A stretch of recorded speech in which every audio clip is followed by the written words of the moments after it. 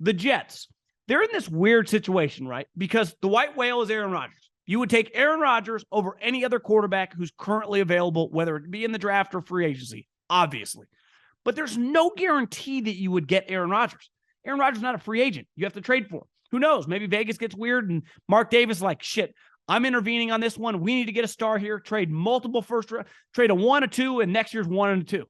And the Packers are like, shit, we'll take the deal. They've already done a deal before. They did it last year for Devontae Adams. So who's to say that the Raiders, who one are desperate from a market standpoint, they're kind of irrelevant. They suck. They're in Las Vegas, which is a star town. You can't suck and expect to be relevant.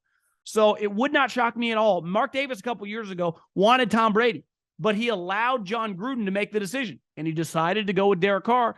And I think Mark Davis probably goes, if we'd have a redo on that one, we'd obviously take Tom Brady. So the Jets just hosted Derek Carr, who's taking his free agent, kind of tour, which was smart.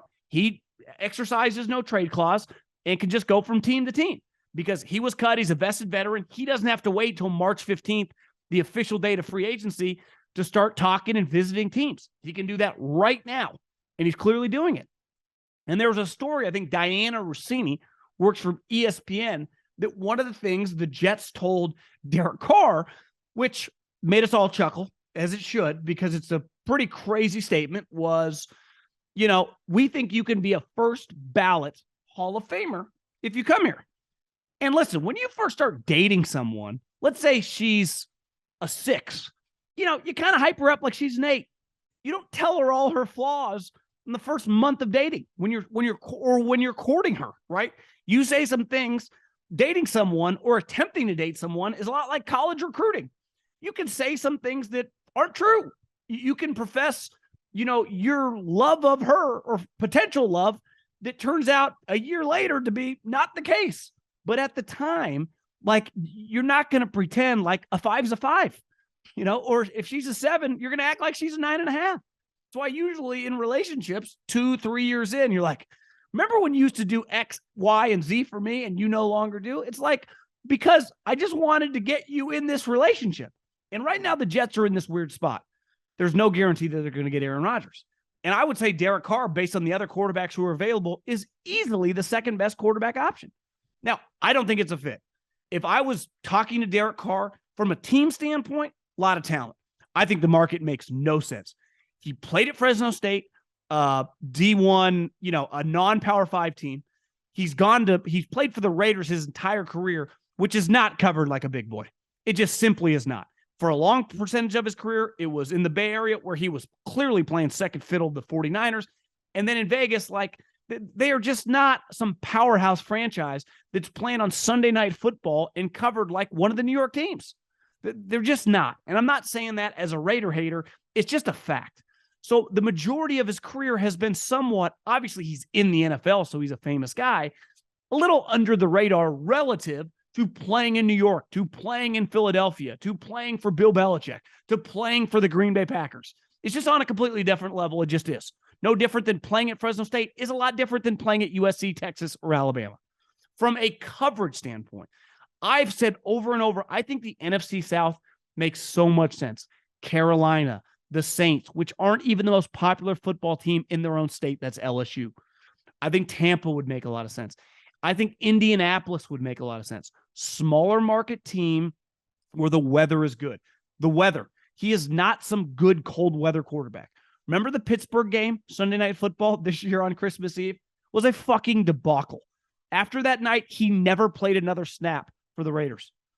Listen, I would avoid big market / the weather. That matters if I'm Derek Carr. It's why. Now, obviously, money impacts it. He's already made $150 million. This is not some Geno Smith that this might be the time for him to cash in. If it's a difference between $10 million here or there overall, I would be very careful about where I go. And I think part of it is, one, that statement is asinine. He's never going to be a Hall of Fame quarterback, but he can be a really good quarterback. He can be a guy that over the next couple of years, you go to the playoffs if your coaching staff is good and if your team is good. The Jets have the good team. From the market pressure, the whole thing, I think it would be a disaster. I've heard Boomer Esiason say it publicly, I think on his radio show in New York. He's like, this would not work. If I'm Derek, NFC South, Indianapolis. That's where I'm kind of steering my way toward. But I understand the Jets saying some BS while they're courting him. Welcome to, life courting whoever, whether it be in business, whether it be personally in a relationship. We all tell some white lies. That's part of landing deals. That's part of landing, a significant other. Welcome to life.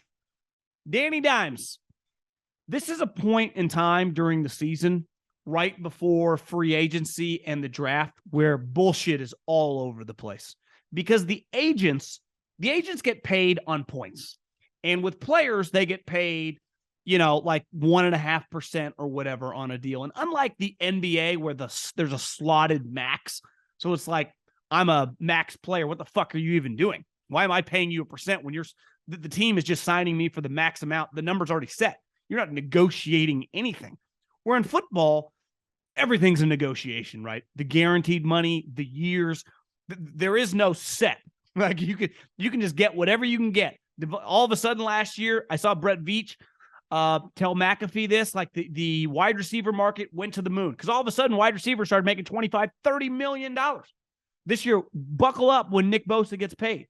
So the agents in football have a big impact on the contracts, right? But they also have a big impact into the way the public perceives them. So when you read these stories about Danny Dimes and what he wants or what he's thinking, that's coming from the agent, the guy that is going to profit as well, obviously, as Danny Dimes, but who's literally going to profit off the contract. So, of course, the agent wants to get Danny Dimes $45 million.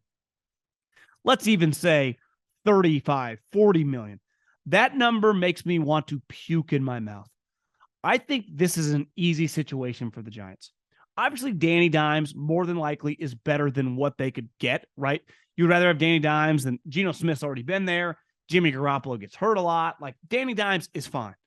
But there's also just a number. And listen, I've been house hunting. I would say that loosely.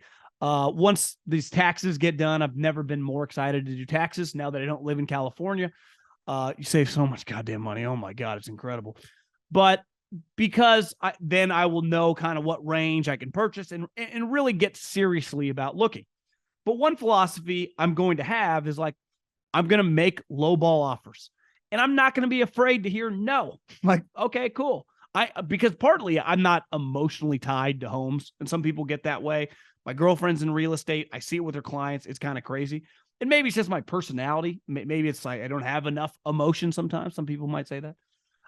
Not here talking about football, but just in other aspects of my life. And I think the best people in pro sports have always been able to balance, because you're dealing with people and really good players you want to keep. I'm not saying Danny Dimes is this, but you pick a number and you say, Danny Dimes, Daniel Jones, we like you, and we think that we want to keep you on this team.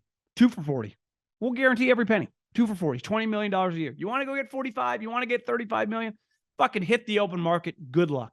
This is our offer. You know you have a good opportunity here. You know you could have success. Business is business. So if you can find more, Godspeed to you. But if we're going to tie ourselves to Daniel Jones, we're going to be very limited in what our upside is as a franchise.